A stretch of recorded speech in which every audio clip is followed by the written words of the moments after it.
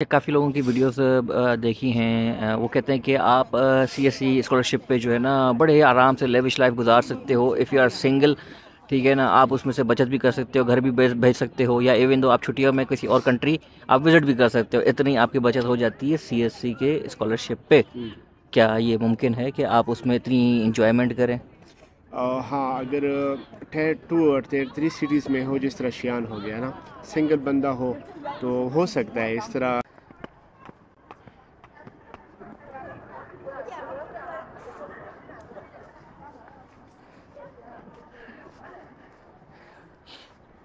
अच्छा जी, मैं आपको एक बात बताऊँ। ये जो है एरिया, ये कम्युनिटी के अंदर ही है। हम्म। ये कम्युनिटी के अंदर आपको ये सारी फैसिलिटीज़ मिलती हैं। हम्म। ये जॉगिंग ट्रैक है, स्कूल्स हैं, और बहुत ही बेहतरीन बना हुआ है फॉर एवरीवन। आएँ, वॉक करें, जॉग करें। सबसे बेस्ट चीज़ मुझे लगती है कि यहाँ पे ना लोग ग्रीनरी का बड़ा ख्याल रखते हैं यार। हम्म। बिल्कुल। जहाँ दरख्त नहीं होते वहाँ पे भी दरख्त आके लगा देंगे। कुछ दिन पहले देखोगे नहीं होंगे, फिर अचानक से दरख्त आ जाएंगे। अच्छा जी, हम ढूंढ रहे हैं जगह बैठने के लिए, कि कोई जगह मिल जाए।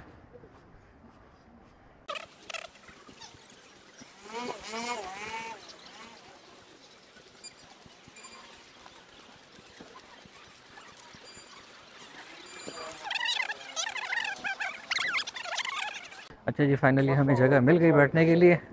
अब हम बैठेंगे तो वेट करेंगे।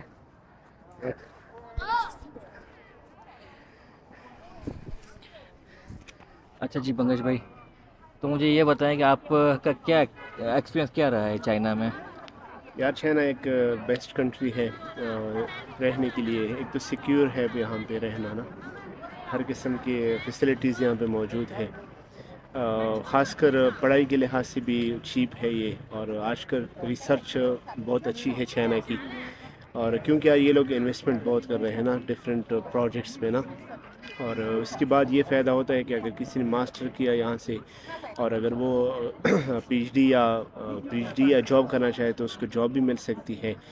चाइना में बहुत सारी कंपनीज ऐसी है जिसकी यूरोप में बिजनेस होता है। हम्म। जिस तरह फॉर एग्जांपल एक कंपनी है जो इलेक्ट्रॉनिक्स इक्विपमेंट बनाती है, या मैकेनिकल कोई पार्ट्स बनाते हैं, हम्म। या मोबाइल एक्सेसरीज बनाते हैं। अगर उनके कुछ कस्टमर्स हैं यूरोप में, कनाडा में, ऑस्ट्रेलिया में, या फॉर एग्जांपल जर्मनी, किसी और कंट्री में ना, तो आपको पता है चाइना में लैंग्वेज बैरियर बहुत है ना, तो बहुत ज़्यादा। इनको ऐसा बंदा चाहिए जो इंग्लिश बोल सके और कम्युनिकेट कर सके इन इंग्लिश बोल दोनों। सके, लेकिन साथ साथ तो उसकी जो है ना इनिशियल चाइनीज़ भी उसको आना चाहिए। हाँ, नॉट ओनली बेसिक। इंग्लिश, लेकिन उसको चाइनीज़ भी आनी चाहिए। वो प्रेफर हाँ, करते हैं। बेसिक होना चाहिए बेसिक आपको। होनी चाहिए उसकी, हाँ, क्या हाउ नो होनी चाहिए चाइनीज़ की। बिल्कुल। वैसे हमारी जो पाकिस्तानी जो यूथ है, जो जवान है हमारे, जो बाहर निकलना चाहते हैं, जो मेहनती भी हैं, कुछ हटाराम है जो कहते हैं कि हमारा काम खुद ब खुद हो, हमें मेहनत ना करनी पड़े। ठीक है, हमारा जो डॉक्यूमेंटेशन है सब कुछ वो कोई और कर दे, बस हमें कोई पहुंचा दे एयरपोर्ट पे, और हम जहाज़ पे अपनी टुई लगाएं और बस वहाँ पे आके उतरें। ठीक है, उनके लिए आप क्या पैगाम देंगे? यार, असल में काम खुद करे बंदा, सही है। नहीं आजकल होता ना काम उनसे। यार नहीं होता तो वो यहाँ आके कैसे अपनी स्टडी करेंगे? वो फिर दूसरों पे आसरा करेंगे ना। अगर एक बंदा शुरू से किसी अच्छा, और यहाँ की पे, स्कॉलरशिप पे आप मंथली गुजारा हो जाता है? या डिपेंड करता है ना कि आप कौन सी सिटी में होते हैं। सही है अच्छा। ना। अब चाइना है, इसको इन्होंने डिवाइड किया है टायर 1, टायर 2, टायर 3 में। टायर 1 में बीजिंग, शंघाई, ग्वांझो, शंजन और ये बड़े सिटीज़ आते हैं। हम्म। टायर 2 में फिर जिस तरह कुछ छोटे शहर, जिस तरह आप शियान हो गया, नानजिंग, और इसके अलावा हांजो और चंदू, ये टायर 2 में आते हैं। टायर 3 में उससे छोटे लेवल की सिटीज़ बिल्कुल। आते हैं, जिस तरह हाँ। यहाँ पे करीब में बाऊजी है, हाँ। और उसके अलावा चांगशा हो गया, और हम्म। इसके अलावा छोटे मोटे शहर ना। तो डिपेंड करता है, अगर आपका एडमिशन टायर 1 सिटीज़ में होता है तो वहाँ एक्सपेंसेस ज़्यादा है। फॉर एग्ज़ाम्पल अगर आप शंजन की बात करो, तो अगर आपकी सीएससी स्कॉलरशिप लगी है पीएचडी के लिए 3500 RMB, और अगर आप बाहर भी रहना चाहें तो 1000 मिलेगा, 45 हो जाएंगे। जबकि शंजन में स्टूडियो अपार्टमेंट या शेयरिंग का अपार्टमेंट, स्टूडियो अगर तुमने लेना है तो वो तो और डाउनटाउन में 10,000 12,000 RMB से कम नहीं है। सही है ना, मैं शेंजन की बात कर रहा हूँ ना। अगर आप यूनिवर्सिटी में ही आपको रहना पड़ेगा, वो भी आपको कंप्रोमाइज़ करना पड़ेगा, किसी दोस्त के साथ कंबाइन रहना पड़ेगा। मिसाल 2 बंदे एक रूम में, फिर ये है कि आपका खर्चा डिवाइड हो जाएगा, फिर भी आपको 1,000-1,500 RMB से कम नहीं होगा। सही है, एक रूम का कमरा एक ना। रूम का सही है। बिल्कुल 1500। हाँ, फिर अगर आपने सुकून की जगह में रहना है तो फिर दूर होता है, फिर दूर जाना वो मुश्किल हो जाता है ना। और वैसे भी स्टूडेंट्स लाइफ बहुत बिजी होता है, एक मखसूस वक्त होता है ना, 3 से 4 साल या 2 साल ना मास्टर के लिए। तो उसमें आपके इधर उधर कहाँ घूमोगे, तो आपने मखसूस अंदाज स्टडी करनी है, अपने रिसर्च पे फोकस ना।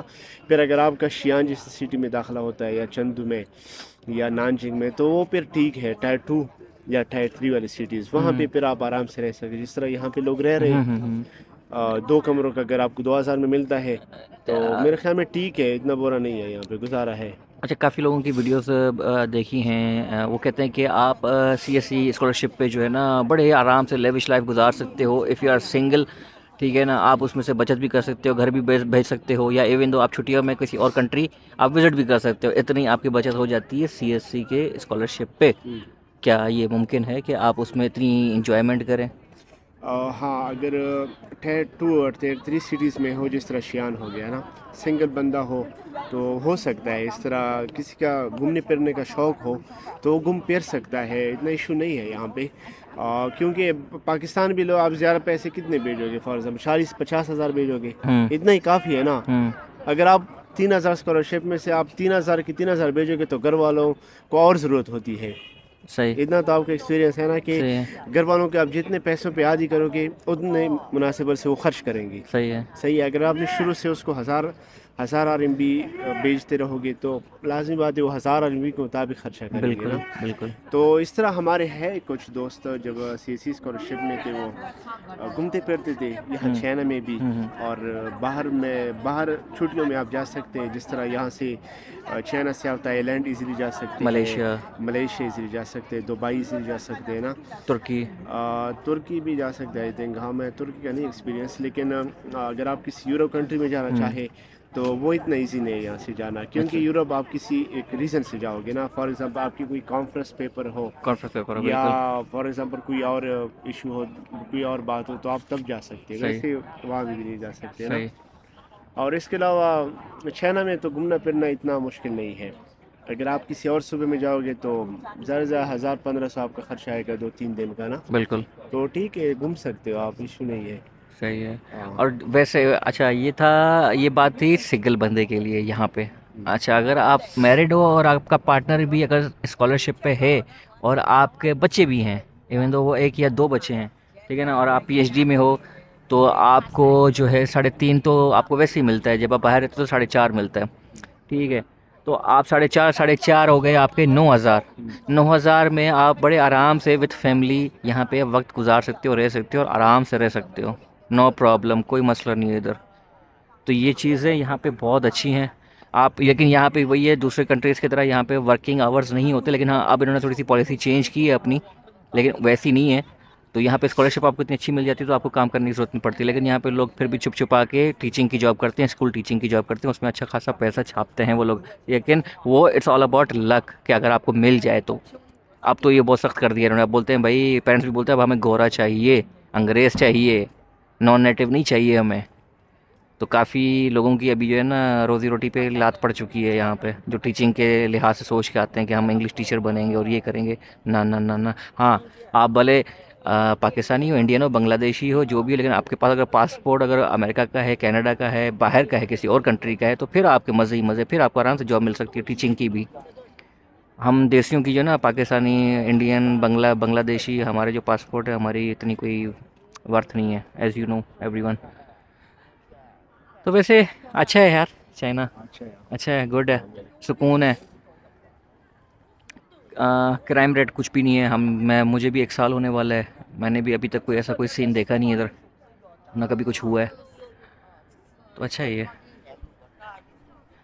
तो ये थे हमारे पंकज भाई, और अभी हम वैसे ही टाइम स्पेंड कर रहे थे, थोड़ा हमारा टाइम गुजरे तो हम अपने नान लें और वापस जाएं, और चलें गुफ्तगू करते हैं कंटिन्यू। ठीक है, साथ रहिएगा। मिलते हैं ब्रेक के बाद।